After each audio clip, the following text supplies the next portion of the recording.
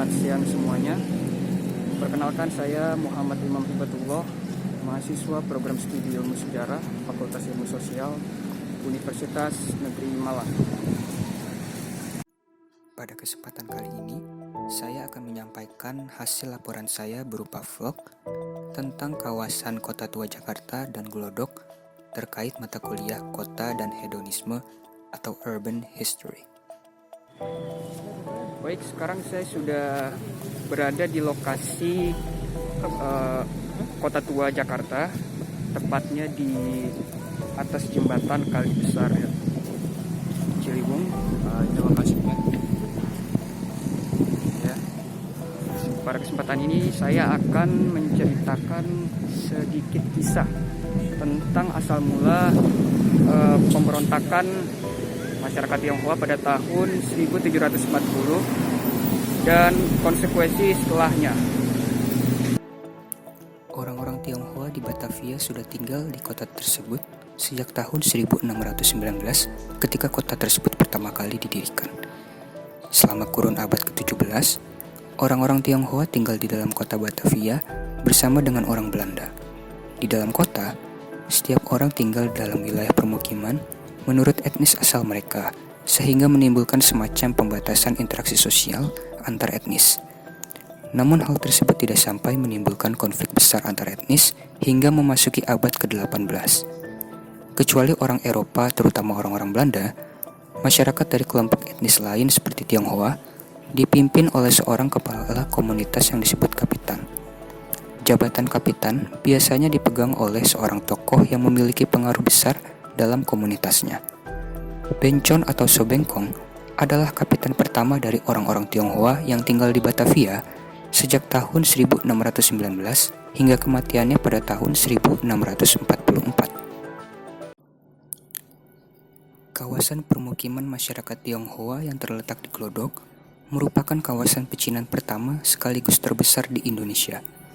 Sejarah pendirian kawasan pecinan tersebut tidak terlepas dari peristiwa berdarah dan memilukan yang pernah dialami masyarakat Tionghoa di Batavia pada tahun 1740. Pada tanggal 9 Oktober 1740, terjadi sebuah peristiwa pembantaian terhadap penduduk Tionghoa yang tinggal di dalam kota Batavia. Peristiwa memilukan ini menyebabkan terjadinya penjarahan dan pembakaran terhadap rumah-rumah orang-orang Tionghoa di dalam kota dengan korban jiwa sebanyak 5.000 orang Tionghoa. Peristiwa tersebut disebabkan karena penguasa VOC di Batavia yang berusaha menekan jumlah populasi Tionghoa yang semakin bertambah banyak dan dianggap sebagai ancaman bagi kepentingan ekonomi VOC di Batavia.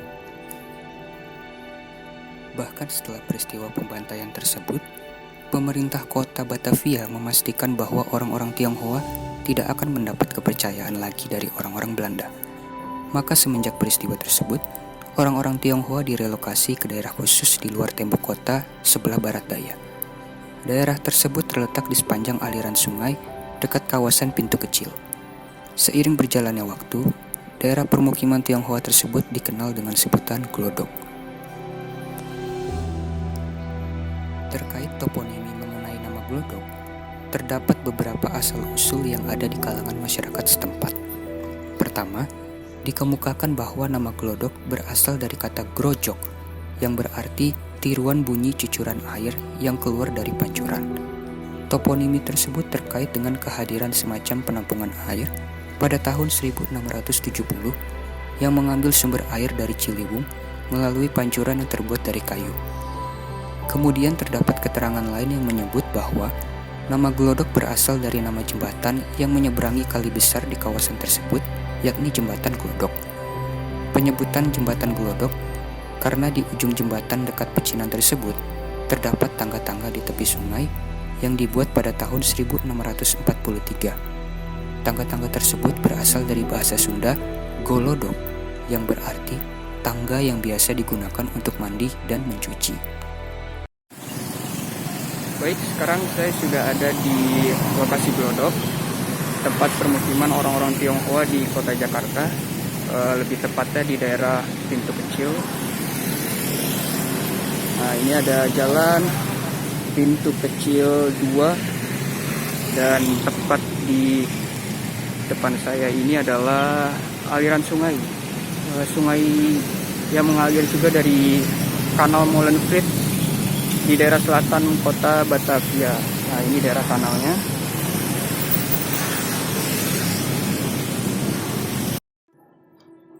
Selama paruh kedua abad ke-18 hingga abad ke-19, orang-orang Tionghoa tetap tinggal di kawasan Glodok.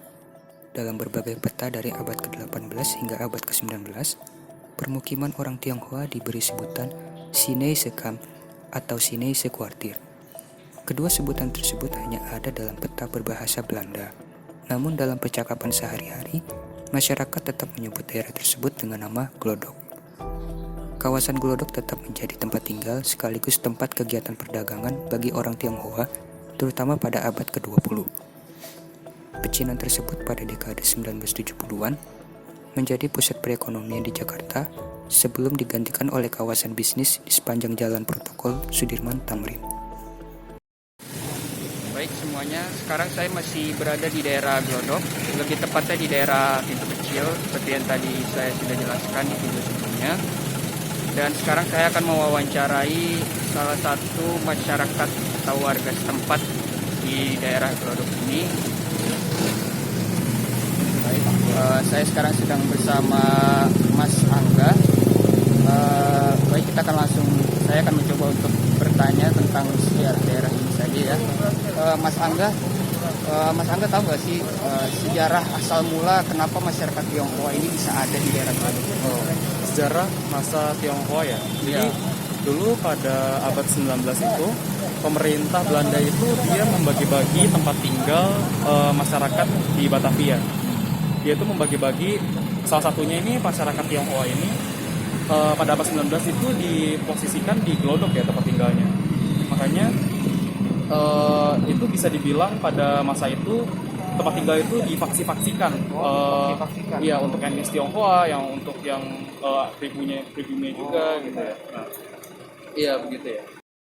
Oh, berarti seperti itu ya Mas, sejarah kenapa masyarakat Tionghoa ini bisa tinggal di daerah Glodok, terutama itu karena pemerintah Belanda emang sudah mengkhususkan wilayah ini untuk masyarakat Tionghoa saja ya? Iya, pemerintahnya gitu.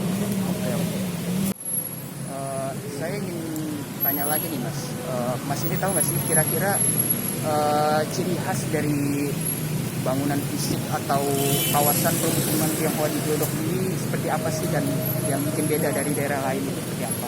Oh ya, ciri fisiknya ya. Kalau untuk di deretan perumahan Tionghoa ini ya, ciri rumahnya itu mereka yang berdebentan gitu ya Mas. Jadi dia satu rumahnya itu bisa sekaligus untuk tempat tokonya juga. Jadi jadi rumah sekaligus tokonya juga gitu. Nah, dia itu ciri khasnya, dia itu rumahnya selalu berdebentan antara jalan gitu ya. Dia secara horizontal mengikuti arah jalan gitu. Jadi seperti itu ya, orang-orang Tionghoa ini lebih di konsep bangunannya itu lebih suka berdempet, dan konsep rumah dan toko itu dijadi satu, karena mungkin ini berhubungan sama orang Tionghoa yang suka sekali berusaha atau berdagang gitu ya Mas ya. Rumahnya itu kecil-kecil gitu padahal ya, tapi dia memanjang gitu ke atas. Oh iya, itu kayaknya unik juga ya. Nggak ada loh daerah lain di Jakarta atau bahkan di Indonesia ini selain dari daerah masyarakat Tionghoa ini. Kalau di sini mungkin sudah direnov lagi ya, sudah agak berbeda dengan yang dulu gitu. Tapi masih sama sih sepertinya bentuknya.